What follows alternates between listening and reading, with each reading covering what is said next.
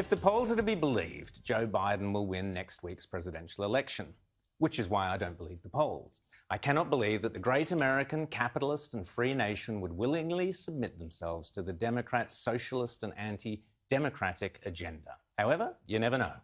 With me to discuss it are Liberal Party Vice President Teena McQueen and Sky News contributor and all-round great bloke, John Ruddock. Thanks, Sarah. How are you both? Terrific. You're looking well. You've got CPAC coming next week. You've got the election coming next week. There's so much happening, so let's cut straight to the chase. Teena, is Joe Biden going to be the next US president? Look, I'm praying not, but I must admit, Rowan, I'm not as confident as I was last time round. Yeah. Why not? I just think they've gone they will go to great lengths to prevent Trump from being the president, or try to. But it's vital that Trump remain in that White House. I mean, I really fear for all of us if Biden gets in. But watching these rallies and things, I mean, that enthusiasm, that passion, that surely he has to win. Well, here's Donald Trump from earlier today talking about the red wave sweeping across the US. The red wave is obviously the Republican wave, not a communist red wave. But let's have a look. This isn't based on polls. This is based on fact. This is based on votes that are coming in. But you have to get out and vote. We are creating the greatest red wave in the history of our country.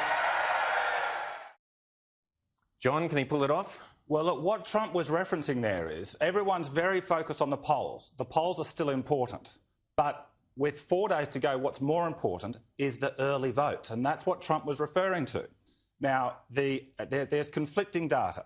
But my sober analysis of the early voting data is that in the battleground states, Trump is doing remarkably well, better than he was 4 years ago, except for Pennsylvania, which it doesn't seem to be as great, but in North Carolina, Iowa, Pennsylvania, Florida, it's all looking very good. So this is why that's what Trump was saying.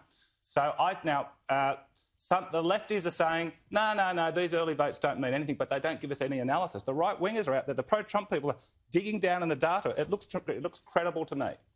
Well, new figures have been released showing that in the last quarter, the US economy has grown by a record 33.1%, with Donald Trump continuing to push the states to reopen their economy. Teena, Trump has repeatedly said that he has been the best thing to happen to working class and minorities.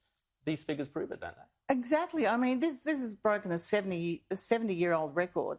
And I think since April, there's been over 11.5 million new jobs in America. Now, those 11.5 million surely are going to vote for Trump and their relatives. So when you look at things like that, I mean, he's proved what he can do for the country during a pandemic, you know. So what will he do when he gets another 4 years without this big flu across America?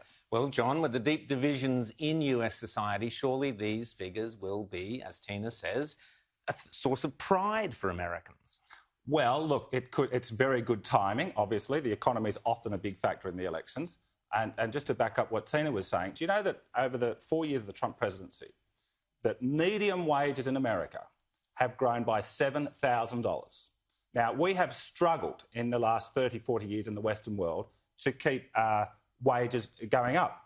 Trump did make them go up because he made the economy boom, just through cutting taxes in a big way, particularly company tax, and deregulating. It's the old formula. It's always worked. And Trump has made the economy boom.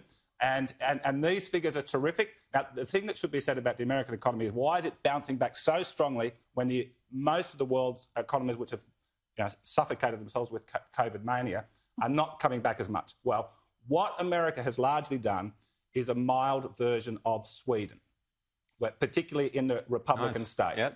So they have dealt with it. They did have a high death fatality rate. But, well, hopefully, like in Sweden, they're not seeing a second wave, and hopefully that's going to be the experience in the United States. Brilliant. Well, not the only election. Queensland borders will open to New South Wales, except to Greater Sydney from November the 3rd. This was announced today. John, do you think Palaszczuk may have snatched defeat from the jaws of victory with this? What do you think? Alan Joyce has described it as ridiculous. Well, it is scandalous. Now, it's been exposed that the Queensland Premier and the Western Australian Premier spent hundreds of thousands of dollars during COVID mania on public opinion polling, just like Jacinda Ardern in New Zealand. Now, out of all the scandalous things that the lefties have done in the world in this 2020 year, the most distressing thing is how people are going along with COVID mania, like we saw in New Zealand last week. And so I very, very much hope, because I love Queensland, I very, very much hope that Deb Frecklington can win. Now, if she doesn't, it will be because too many of the public have been tricked by this. They have inflated COVID mania 10 times bigger than it should be. It's going to be unpredictable, Rowan. I think there's going to be some prize wins and losses in different seats up in Queensland. But luckily, with those restrictions that she's placed on the Greater Sydney, I'm going to Mudgee for a couple of weeks and then flying direct to Queensland, Rowan. That's how I'm going to get around Fantastic. OK, so you're picking, come on, who are you picking to win both elections? Very quickly. It'll be a minority government with PALASZCZUK. OK, Sadly. John? Palaszczuk and Trump.